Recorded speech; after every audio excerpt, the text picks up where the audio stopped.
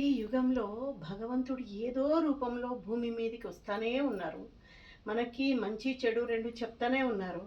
ఏ ప్రాణికోటికి లేని ఒక మనస్సు అనేది మీకు ఇచ్చినా నేను ఆ మనసుతోనే మీరు ఉండండి, ఆ తర్వాత మీరు నా సన్నిధికి చేరుకుంటానని చెప్తూనే ఉన్నారు.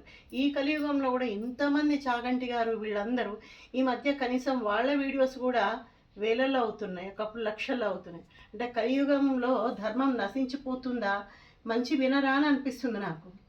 ఒక ఈ హృదయమైన పాట మీరు వినండి.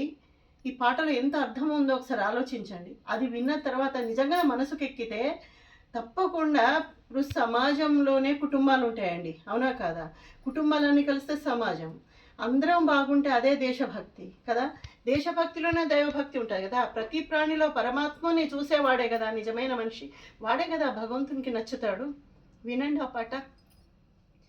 జననం ధర్మమని, మరణం కర్మమని తెలిసిన జనన మరణ చక్రమాగదు, మరణం తథ్యమని ఏ జీవికి తప్పదని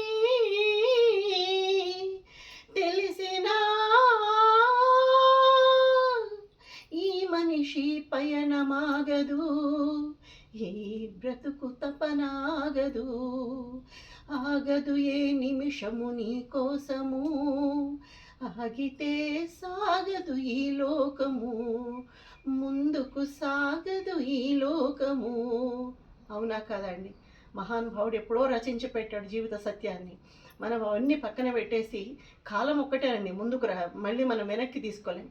కాబట్టి బ్రతికున్న రోజులు మీ చుట్టూ ఉన్న వాళ్ళతో ప్రేమతో గడపండి.